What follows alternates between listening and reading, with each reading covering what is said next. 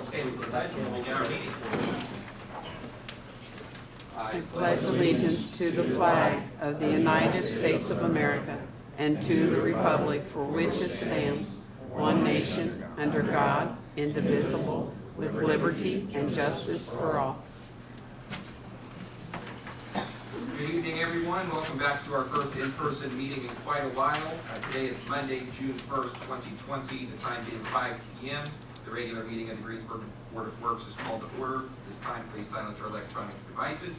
To comply with Title VI of the Civil Rights Act of 1964, the city requests that participants in this meeting complete a voluntary and anonymous survey that is available on the table at the back of the room. Brenda, we are all spaced out a little bit this evening, so as long as everybody can speak up a little bit so that the mics pick you up, Brenda, please do a roll call vote. Jamie Kane. Here. Glenn Tebby. Here. Rodney King. Present. Sharon Russ. Here. Okay. Approval of the minutes from our May 4th, 2020 meeting that was virtual. You all should have received a copy of those as presented. Any corrections or anything? I would move approval. Second. Okay. All of those in favor of the motion, signify by saying aye. Aye. Okay.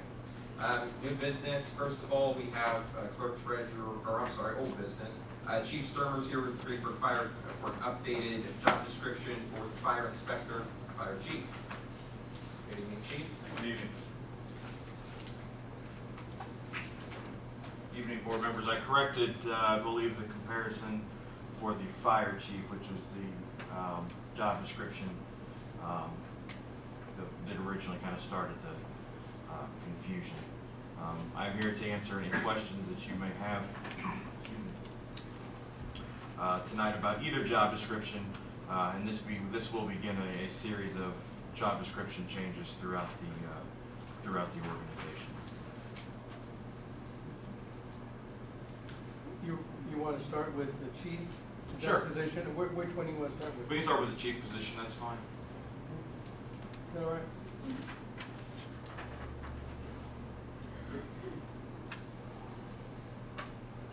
I think Glenn had brought up maybe a couple months ago when we first started talking about this, but the one on the job requirements, you have a bachelor's degree or equivalent in there. And I don't know that that's something we probably want to put in there. It's not been in the past, right? That's something that was added. That was correct. There were actually very little to no educational requirements for the position prior to rewriting it. I brought it up to what is a national standard within the United States in the fire service, using a professional development model that was created by the United States Fire Administration. And in that, they lay down the basics of what each position should have, starting from basic firefighter all the way to fire chief, and where they should kind of progress to as they move throughout the organization. With that, it just gives a better understanding, a better background to when somebody comes into this position. It also helps for the hiring of future fire chiefs and future things like that, that those things are set. The availability of those programs now are through online learning are now more than ever.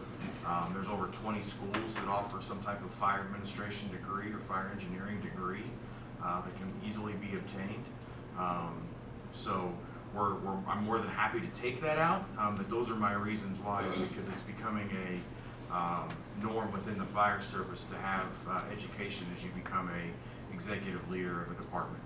But just asking the question, if we were to take and look at our current pool of officers, how many of them would meet that recommendation right now? That I'm unsure. With them, I'm dealing right now strictly with education of fire certificates and what they have, and that's one thing that we've been working on, and we've been progressing with. A lot of them have no basic leadership skills, but having the background that I have, I've been able to create a Building Effective Leaders program that currently has 6 different PowerPoints in it, building them up to that. So there's a definite gap there that I identified, and I think part of the reason why putting this in is to help fill that gap so it doesn't happen again. Once we get them that education, then we won't need to go back to that and have that kind of that gap there of where we're at. We want to progress forward and not necessarily move or regress backwards with that.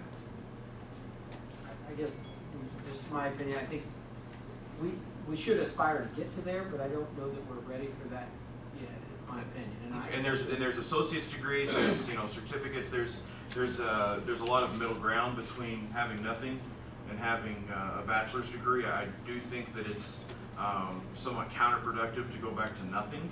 I think we can make available associate's degrees or some type of certifications for that, because it is a department head leader. This isn't just a shift commander. This isn't something. This is somebody that has to deal with budgets, something that has to do with conflict management, personnel, and if you would have a union, some type of labor management issue. So I do think that it would be beneficial to the city itself as well as that individual to have some type of formal education background, other than just I've been a firefighter for 25 years or 30 years or whatever it is. If they've never had the formal education with that, it can cause some problems when it comes time to dealing with policies, and especially budgets and understanding municipal budgets.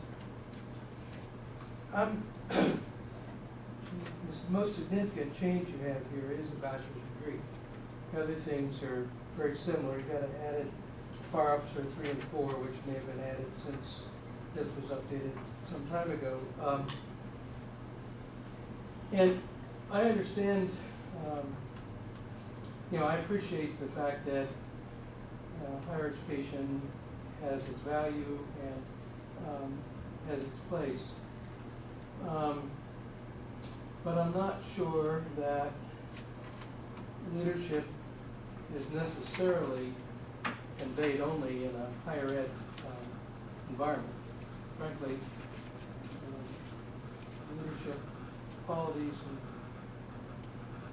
are sometimes as much intuitive as they are learned. So I'm very agree with Jamie. If we needed to, or if we wanted to, because we saw the ability in current officer there and had the position open and they would want it to take part, that would be a stumbling block that we'd have to go back and redo, or we'd just dismiss them out of hand. So I don't see it as a prerequisite for that position. The other things here with regard to understanding fight fires and some of the other things you have here in terms of ongoing education and ongoing certifications, I think are appropriate and would satisfy. I mean, it doesn't preclude us from hiring somebody with, PhD, frankly, by having that only the minimum. So I guess I'm inclined to say that I'd rather not be there, leave it as it is, with these additional requirements of 3 and 4 and whatever else is added here toward the end. I get questions. Did you look into cities similar in size, fire departments similar in size, around us, and what their requirements are? Not around us. This was a nationwide totality of kind of where the fire service at is as a nation itself. Unfortunately, we're kind of our lone wolf here, being a career department. Where we're at, where our closest department's 30, 40 miles away.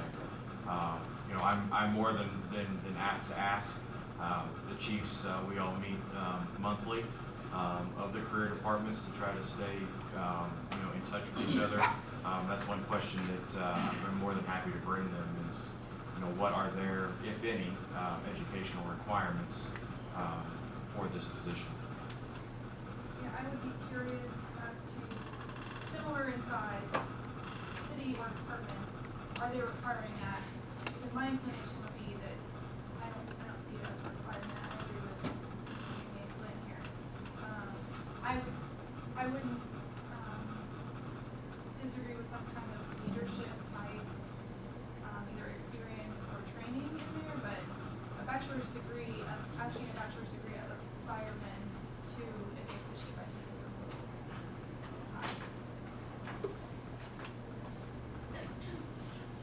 Chief, Yes.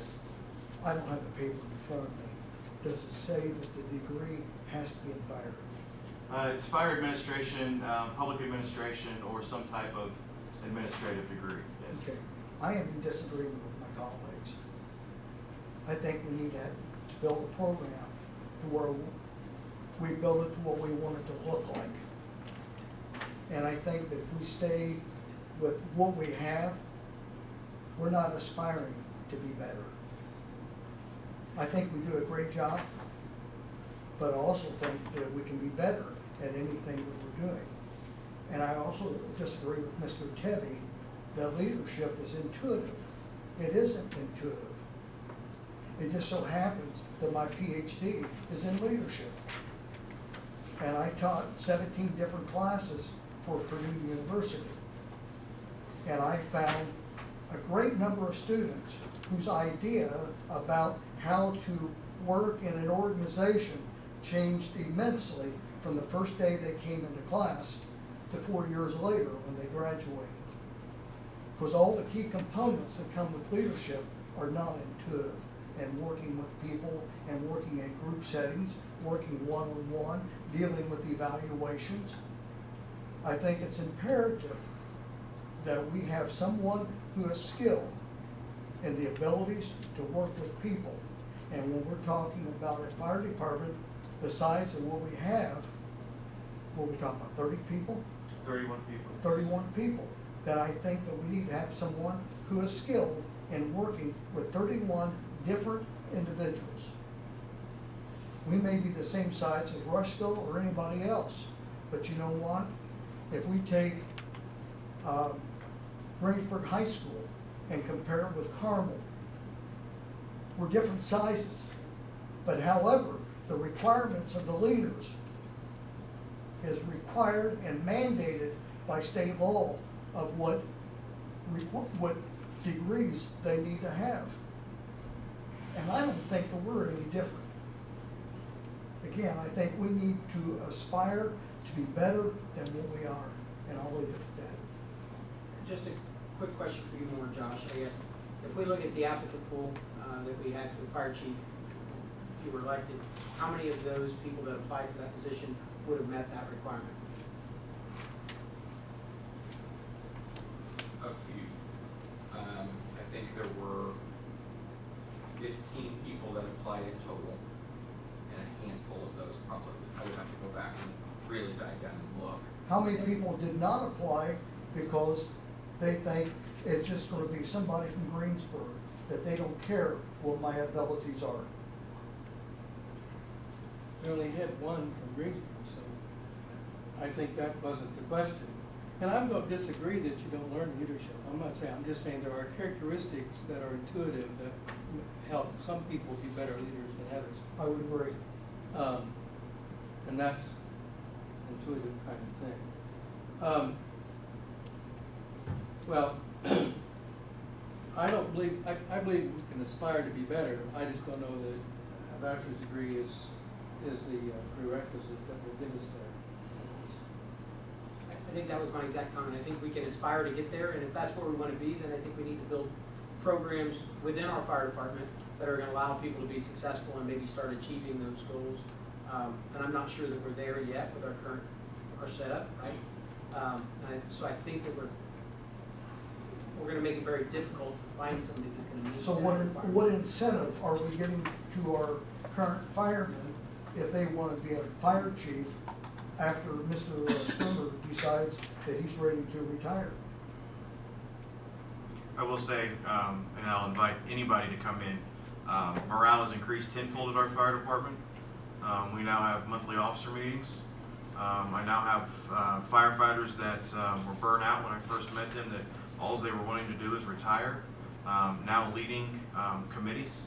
I also have fire officers who, when they were told they would have to teach, almost quit and walked out and said, I'll take my black helmet, and have now signed up to teach their first firefighting class. So I will say that yes, we are making that change in the short 5 months that I've been here. We are turning things around. And if we can't decide on bachelors, can we maybe choose something that would allow Chief Stoermer And to these, I will do that homework and see where we're at, just so we can look at what are comparisons. Because it is, when the job comes out, people are gonna look in the area and look for what is competitive and what is not. You know, and there are, and I can bring forth other options. You know, there's associate degrees that are, you know, Ivy Tech offers associate's degrees here within the state in fire science.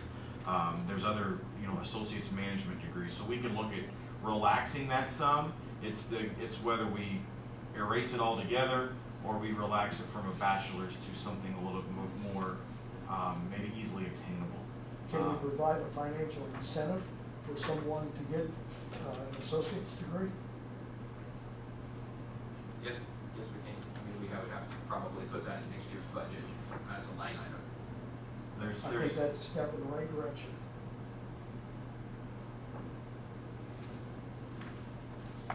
Chief, Yes. I'm asking a question I don't know the answer to, which I hate doing, but, does the amount of education that chief have any impact on the, and I'm drawing a blank on the standard that gives us the rating that affects the homeowner's The ISO insurance? rating. Okay, The so. what? ISO rating? Yeah, the ISO. So yes, so ISO rating, fire officers have to have a certain amount of knowledge and hours per time. Not necessarily that bottom degree, but where that bottom degree gets you is when you talk about NFPA. When you talk about the National Fire Protection Administration, you talk about standards for fire, basically paid professional fire departments, which we fall under. The chief officer has to meet a minimum requirement of that Fire Officer 3 and Fire Officer 4 level. If they don't have those certifications but have a degree, that covers it. So there is some liability, both civil and criminal now, unfortunately, that if you don't have some of those basis of education, you can't, they're starting to crack down on just leading the flock blind, basically. Unfortunately, too many firemen have perished, too many bad things have happened on the fire ground that now they're coming after people, you know, not just the city, they're suing individuals because of that negligence and how that goes. So there is a piece to that, but yes, ISO is affected by training hours, and firefighters have different training hours than what the fire officers do, and that's what I'm trying to do by creating a leadership series. And our leadership series that I created has nothing to do with being a firefighter, because guys told me, I've been taught how to be a firefighter, nobody taught me how to be a leader. So that's what we're trying to do, and that's where my knowledge of my education that I got kind of blended the two together.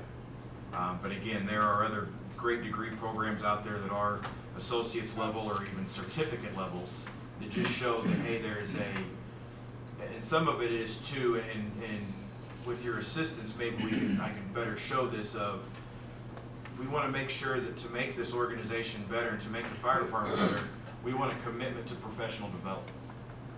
If I don't have to have anything to get in here, am I going to have to do anything to keep my job?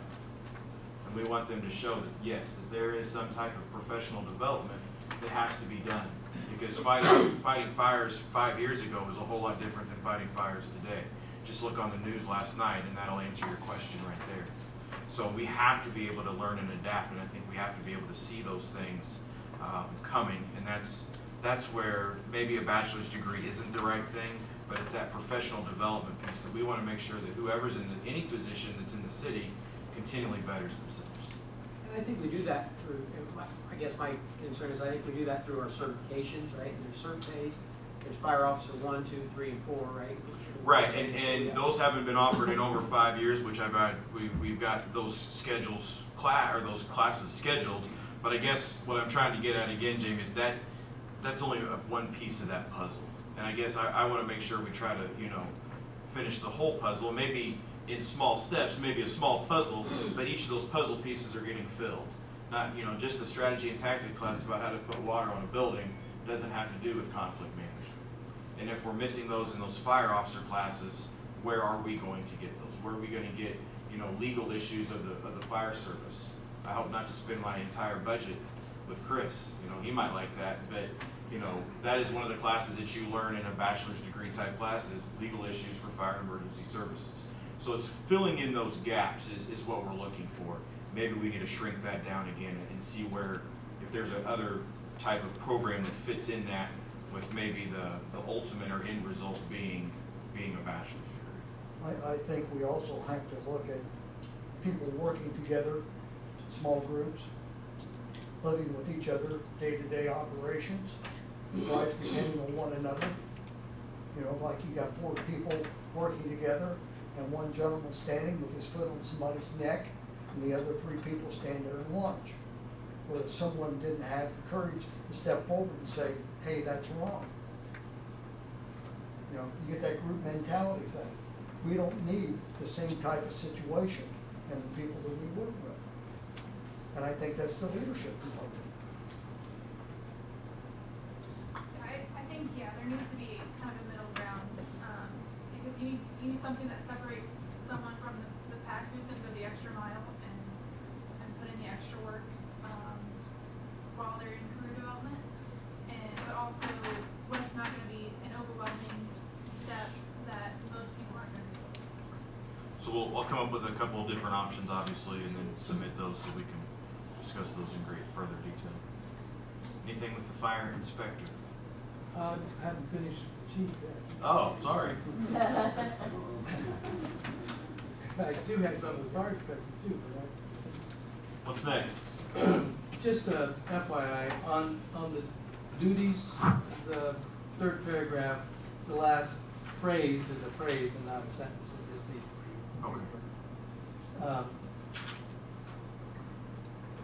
Okay. I see that you removed one of the duties, and I'm curious as to why. The old one said periodically performs duties of other department personnel in their absence or as needed, including operating vehicle equipment in response to emergencies. So that was removed, and I didn't know why you removed it. That is because I'm a civilian employee. All of the only 2 civilian employees that are hired by the fire department are myself and Alan Campbell, the fire inspector. We fall under IPERS. All my other firefighters fall under the Indiana Police and Fire Pension 1977. They pay a higher insurance premium, as well as they are covered under a pension that is totally different than the pensions that I are. understand. So I am a civilian employee, and by doing their job, I am not covered to do their job. The fire chief is not covered to do the same job as a line firefighter is.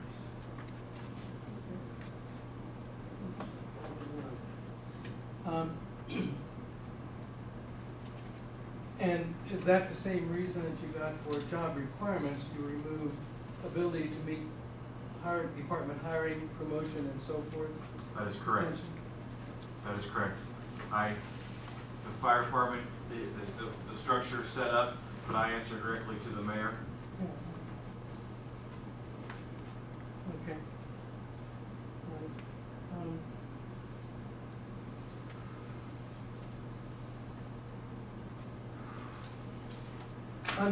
Under your new one, you added something here. It says periodically attends training seminars as required, and you've got seminars to remain relevant in the subject of emergency management. I just think the wording there is awkward. Okay. Do you have a suggestion on what it should read? To maintain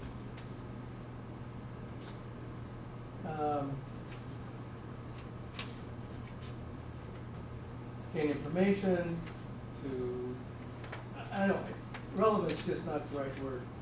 Okay. I have to sit down and think about that. I just want to make sure. I know what you're getting Right, at. I want to make sure I just don't go to XYZ conference in Miami, Florida, because it's in Miami, Florida, and I'm looking for a vacation. Right, and I understand that, and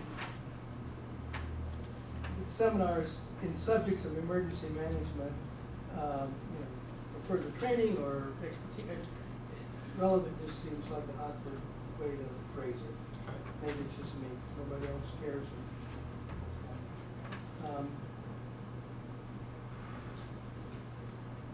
And I suppose the same reasoning or rationale is when you, ability to have,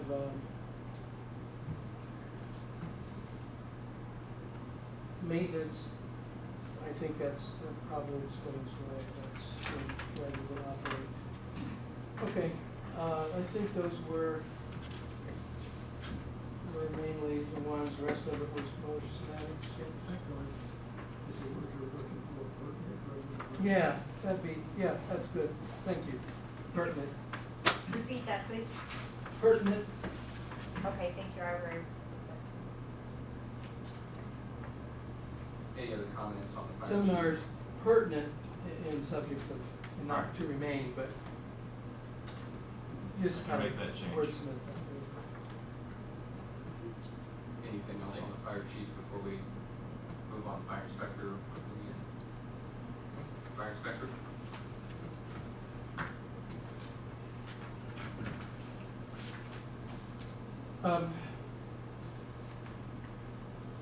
I don't know what you mean by maintains current accurate fire, and it's got per dash plans.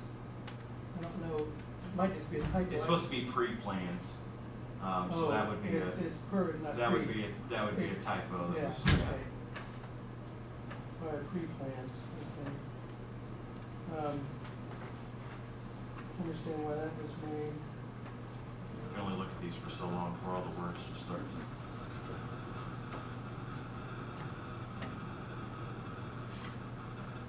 You dropped a number of, and I guess it's the same reason, periodically responds to general alarms. That is correct. Our fire inspector was hired as a civilian position. Safety officer. Same Safety officer, okay, same reason. all right. All right.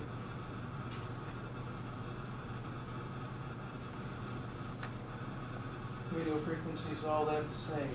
Working knowledge of geographical areas, street names and landmarks. That was dropped.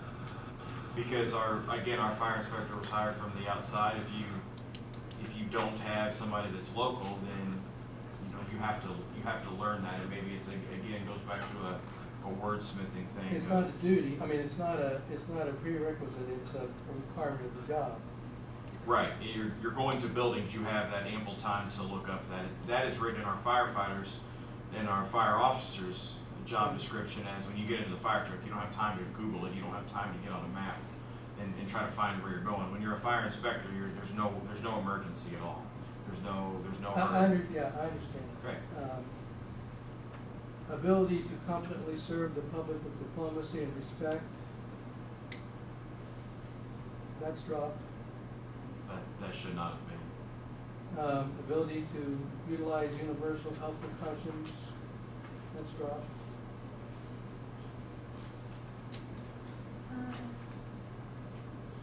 That line is. Is it in there? Okay, my mistake there.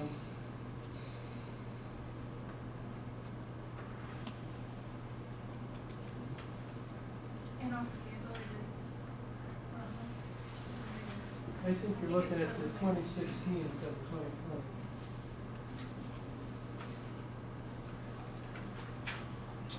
Well, we can no, definitely review it's that still section. 2020, but. Right, those can be put in, or those can be. All we have to do is take a look at that and put them back in if they're not there. Okay. Yeah, the fire inspector Okay, must treat and then population. the very end, understand. That's it. All right, so next month I will bring back options on the fire chief, educational requirements, and we'll go from there. So real quick, Oh, so sorry. add those two items back in, can we conditionally approve the fire inspector job description then? Were those items Added in? in there that you I- saw? The way I read it, they're in there. Okay, and if not, we can put them in there with that I'll make a motion that we approve the fire inspector job description, conditionally that those items are added back in and we just discussed. Okay.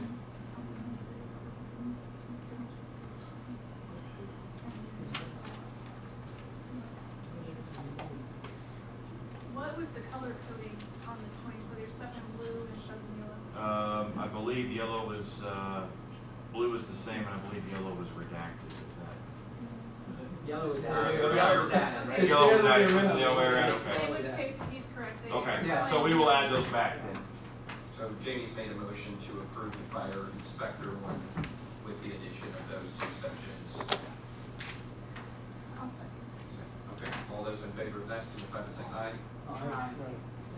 And we need a motion to table the fire So we, Okay, Chief, based on the information that you've received, when you go back and you change what the requirements are going to be, educational requirements, what changes do you propose to make? I would go no less than an associate's degree, I believe, or some type of program that shows that you're going to be involved in professional development. Whether it's through certification, designation, and basically having to re-up. Something that, if it's not a schooling, it's something that expires and you have to re-up to make sure that they're getting to that professional development. Again, just trying to keep stagnation away and just that even constant flow and again, trying to raise the bar ever so slightly Thank you very much. to the next one. Thank you. Okay, you have a motion, we've got a motion. you got a motion pending. Second. You got a second. All those in favor of tabling the fire chief until next month, signify by saying aye. Aye. Those opposed? Okay. Real quick, Chief, can Yes. you also verify how many of your officers, like whatever criteria you come back and suggest, how many of the current officers would Meet fire chief would meet that, criteria. would meet that criteria? Okay, and instead, can I just put what they have and then where, we can look Okay. at where they go? Yeah. That, And because it since we doesn't don't have to know have, where we're gonna go, doesn't have to have their names, it's just, Right. that way we can kind of. how many have degrees, how many have Yeah. this training? Okay, I can do that. Thank you. New business, and Clerk-Treasurer Brenda Dwenger has an update for us on the county tax disbursements. More of a sort of an informational piece than anything.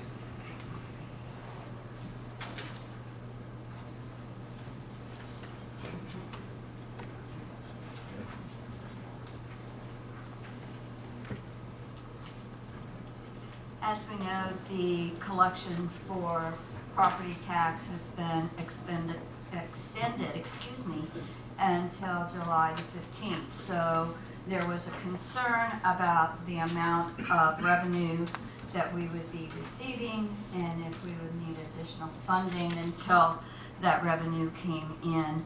So what we have done is prepared 2019 and what we received on the June settlement for 2019 and what we're going to receive on the June settlement for 2020 and what that difference will be.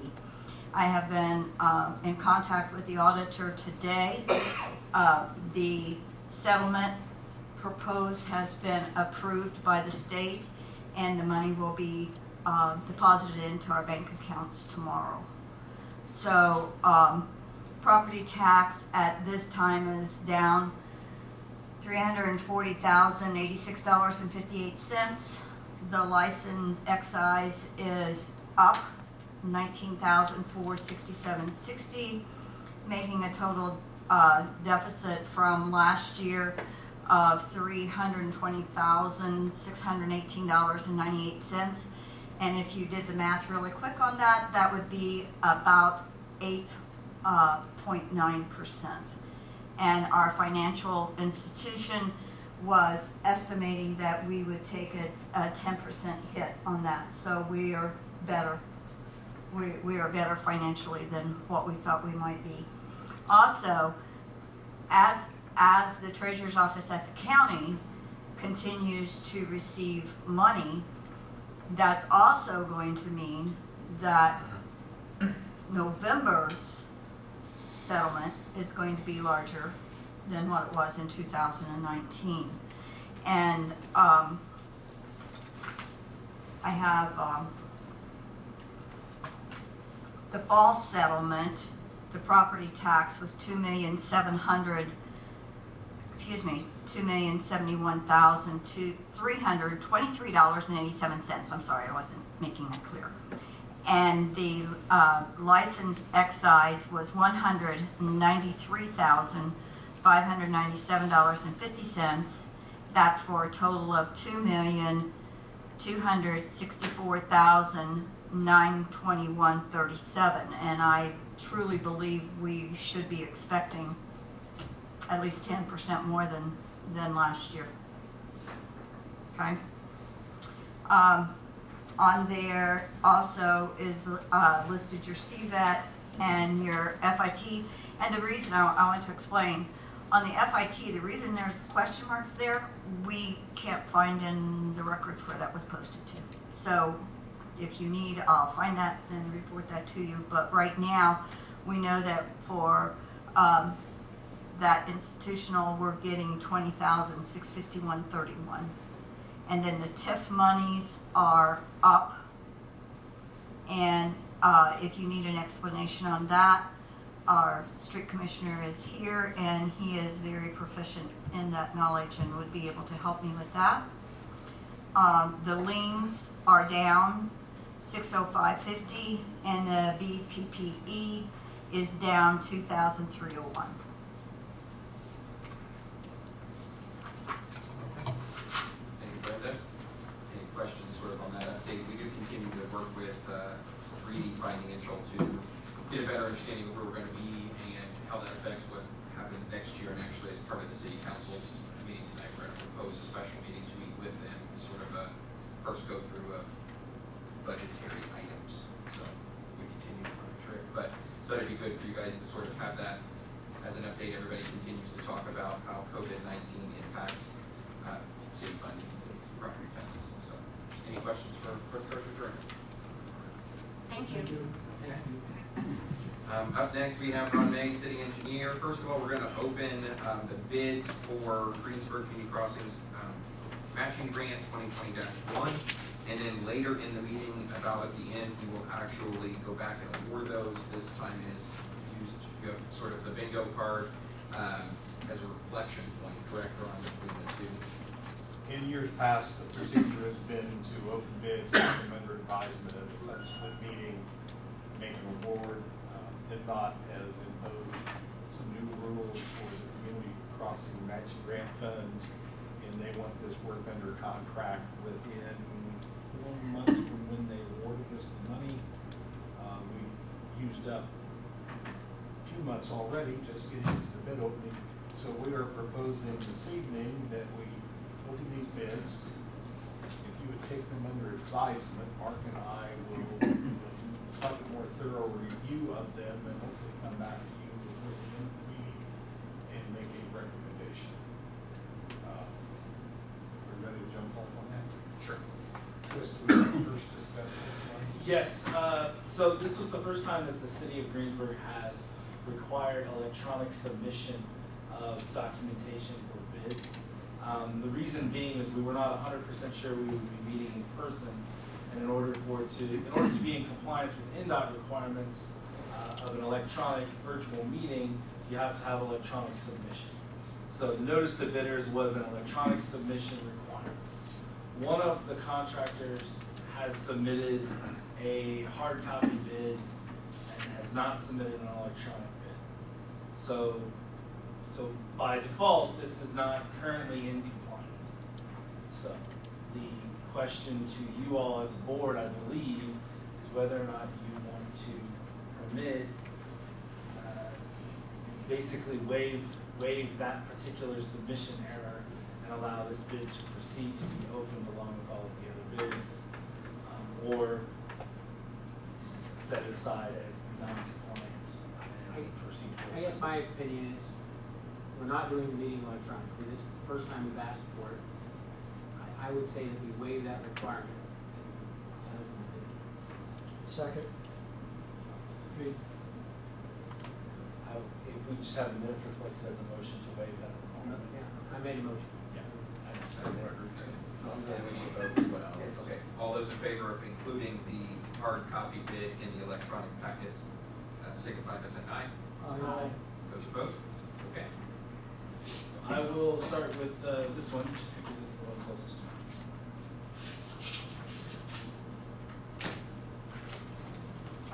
This is the sealed bid received from Dave O'Meara Contractor Incorporated.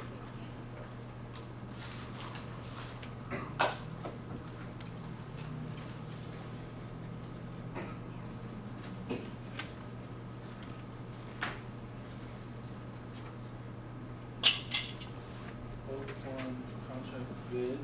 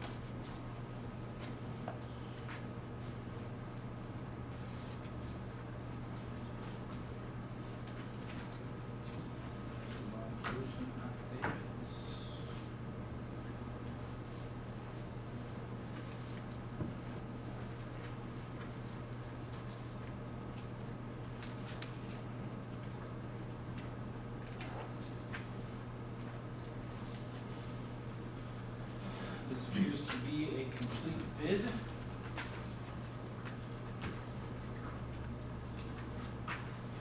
The bid amount for Dave O'Meara Contractors is.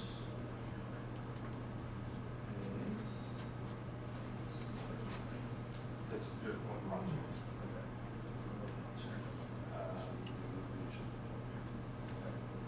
Alright, so the bid amount for Dave O'Meara is $436,492.65. Again, 436,492, period, 65.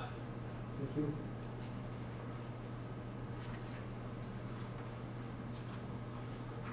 Is there an alternate too? There is not, that should, that was That's an the error. base bid? Yeah, there is no alternate bid on this contract. Any of them, all right, thank you. Sorry for that.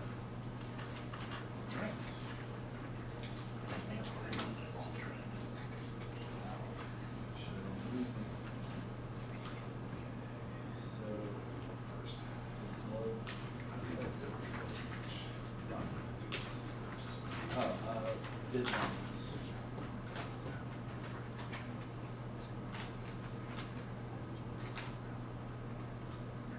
Okay.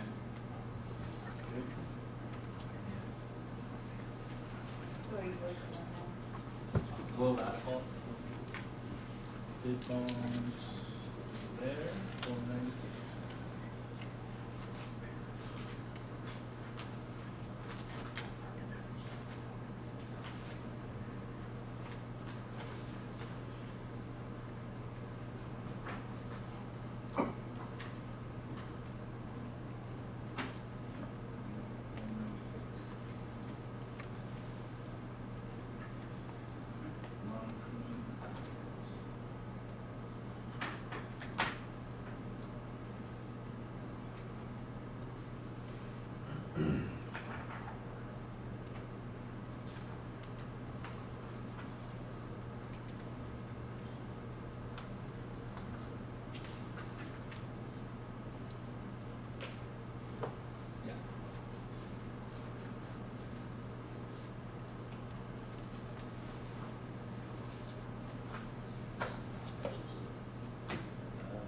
No.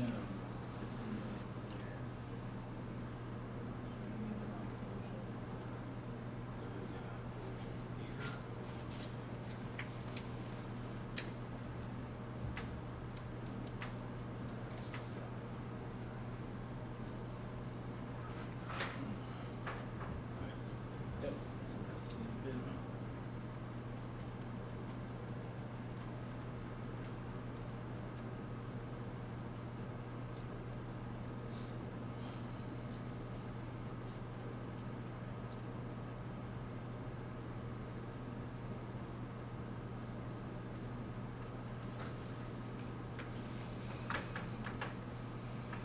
The bid amount for Globe Asphalt is $437,811.30. It is 437, comma, 811, period, 30. Was the bid complete? Yes, the bid was complete. Okay, would you, let me know those so I can get those for the record, please? Let you know that the bid was complete? Yes, Yes, the bid was complete. okay. Yes. So check in. Okay.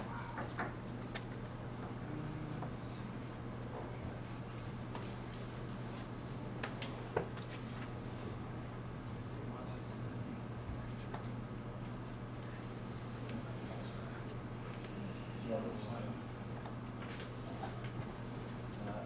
Yes. The next bid we will look at is All-Star Paving.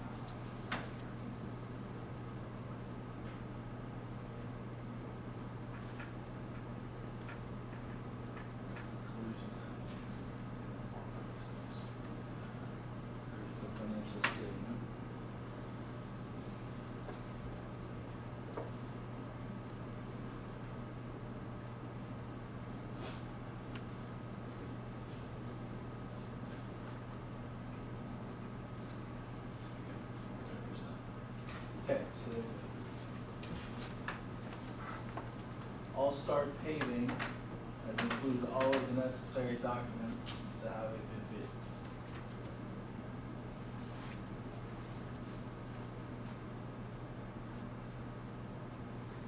And their bid amount is $498,526.20. That is 498, comma, 526, period, 20.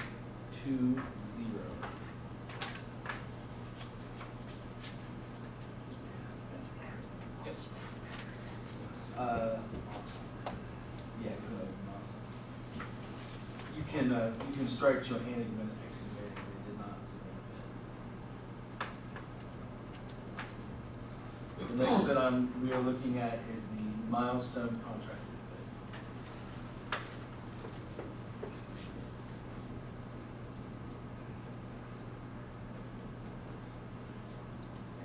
So non-collision affidavit, just swipe past it. Well, that's actually two. 196.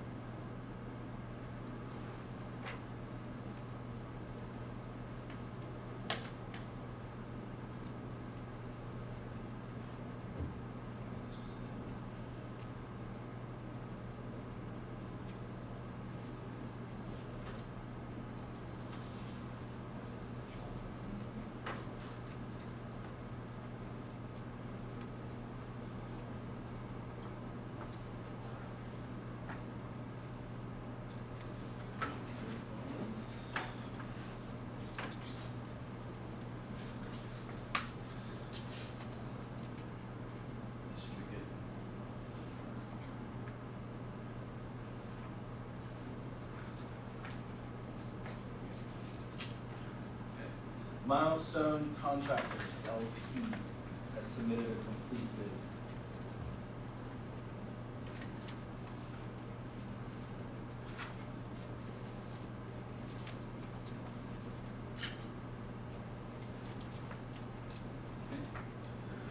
Milestone Contractors bid is $486,733.60.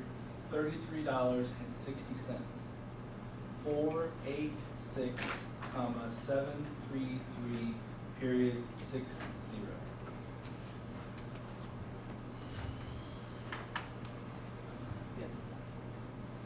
Last one's OCRA, correct? On your sheets that you have, board members, you can strike OCO, they did not bid.